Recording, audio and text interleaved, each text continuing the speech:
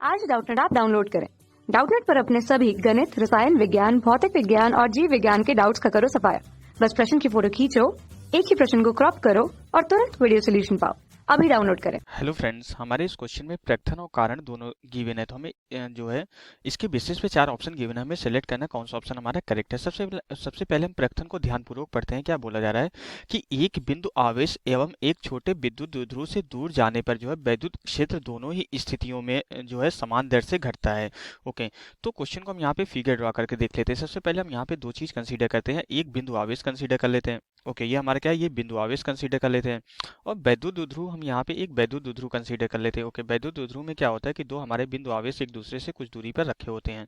Okay, ये हमारा क्या हो जाएगा, ये हमारा वैद्युत द्विध्रुव है। तो ये हमारा कोई जो है क्यू आवेश है। ओके, तो यहाँ से हमारा क्या है कि ये अगर यहाँ से हम जो है दूर जाते हैं, मान लेते किसी पॉइंट पी पर हमारा क्या है, किसी कोई पॉइंट पी है, तो यहाँ से हमारी जो डिस्टेंस हमारी क्या है आर है। तो इस बिंदु पे जो वैद्युत क्षेत्र की तीव्रता होगी हमारी ये दूरी के साथ किस तरीके से जो है निर्भर करेगी, हमें ये चेक करना पड़ेगा। क्योंकि हमें बिंदु आवेश और छोटे वैद्युत द्विध्रुव दोनों से दूर जा रहे हैं, तो मीन्स हम क्या कर रहे हैं, दूरी में परिवर्तन कर रहे हैं। तो हमें दोनों ही स्थितियों में चेक करना पड़ेगा कि विद्युत क्षेत्र हमारा दूरी के साथ किस तरीके से निर्भर करता है। तो इसके लिए हमें क्या करना पड़ेगा, हमें फॉर्मूला पता होना चाहिए। ये हमारा जो है बिंदु आवेश है, तो बिंदु आवेश के कारण जो हमारा वैद्युत क्षेत्र होता है, वैद्युत क्षेत्र की तीव्रता होती है, इसका फॉर्मूला हमारा क्या होता है, ई इक्वल टू जो है के क्यू डिवाइडेड बाई क्या होता है हमारा आर स्क्वायर के बराबर होता है। तो ये फॉर्मूला हमें पता होता है कि किसी भी बिंदु आवेश के कारण जो है आर दूरी पर जो वैद्युत क्षेत्र की तीव्रता होती है k q divided by r square होती है। यहाँ पे हमारा जो है के नियतांक होता है, क्यू आवेश होता है, आर जो है उस बिंदु की जो है जिस पॉइंट पे निकाल रहे होते हैं वैद्युत क्षेत्र, उस बिंदु से जो है आवेश की दूरी होती है। तो यहाँ पे अगर हम देखें तो ई हमारा क्या हो जाएगा, ई हमारा अनुक्रमानुपाती 1/r स्क्वायर के है। ओके, अब अगर हम यहाँ पे वैद्युत द्विध्रुव की स्थिति में देखें तो वैद्युत द्विध्रुव हमारा क्या होता है कि जब हमारे दो आवेश जो दो समान परिमाण के और विपरीत प्रकृति के आवेश एक दूसरे से जो कुछ दूरी पर सेपरेटेड होते हैं, कुछ दूरी पर रखे होते हैं, तो जो इस प्रकार की व्यवस्था होती है वही हमारी क्या होती है, वैद्युत द्विध्रुव होता है। तो यहाँ पे जो वैद्युत द्विध्रुव की जो हमारी वैद्युत क्षेत्र की तीव्रता होती है दो स्थितियों में निकालते हैं। एक इसका ये क्या होता है, वैद्युत द्विध्रुव का मध्य बिंदु होता है।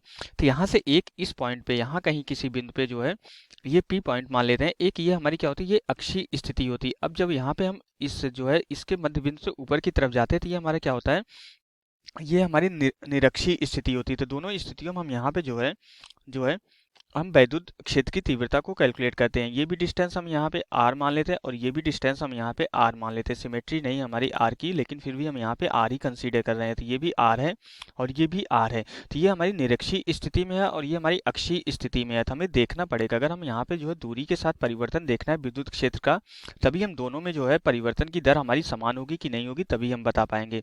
तो हमारा यहाँ पे जो है अक्षीय स्थिति में क्या होता है, वैद्युत द्विध्रुव के कारण अक्षीय स्थिति में जो वैद्युत क्षेत्र की तीव्रता होती है हमारी ईपी इक्वल टू हमारा कितना हो जाएगा, ये के इंटू हमारा क्या होता है, अगर इसका वैद्युत द्विध्रुव आघूर्ण हम कितना मान ले, पी मान ले, वैद्युत द्विध्रुव आघूर्ण पी मान ले, तो k into two pi divided by हमारा क्या होता है, k into two pi divided by r q के बराबर होता है। ये हमारी क्या होती है, अक्षीय स्थिति में। ये पी हमारा क्या है, वैद्युत द्विध्रुव आघूर्ण है। वैद्युत द्विध्रुव आघूर्ण क्या होता है, हमारे जो है आवेश और दोनों के बीच की दूरी के गुणनफल के बराबर होता है द्विध्रुव आघूर्ण।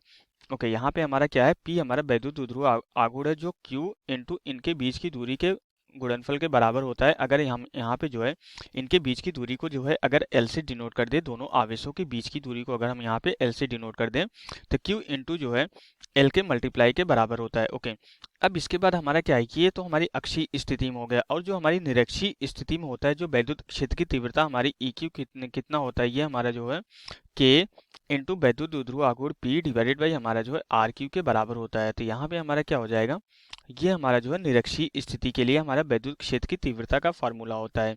ओके, लेकिन यहाँ पे दोनों आवेशों के बीच की दूरी हमारी जो है बहुत कम होती है इस कंपेयर टू आर की, तब हमारा ये फॉर्मूला उस कंडीशन में होता है। तो यहाँ पे अगर दोनों ही स्थिति में देखें तो वैद्युत द्विध्रुव के लिए जो वैद्युत क्षेत्र की तीव्रता है हमारी जो है ये हमारा जो है अनुक्रमानुपाती 1/r³ के बराबर है।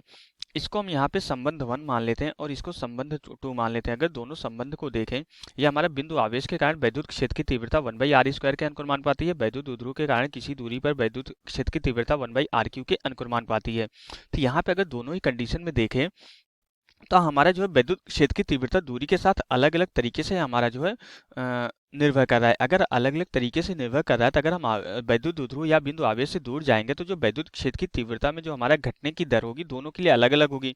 यहाँ से dE डिवाइडेड बाई dt निकालेंगे तो हमारा क्या होगा, dE डिवाइडेड बाई dr निकालेंगे, जो भी निकालेंगे, उसके बेसिस हमारा ये 1/r² के अनुक्रमानुपाती है, तो ये हमारा अलग आएगा, और ये 1/r³ के अनुक्रमानुपाती है, तो ये भी हमारा अलग आएगा।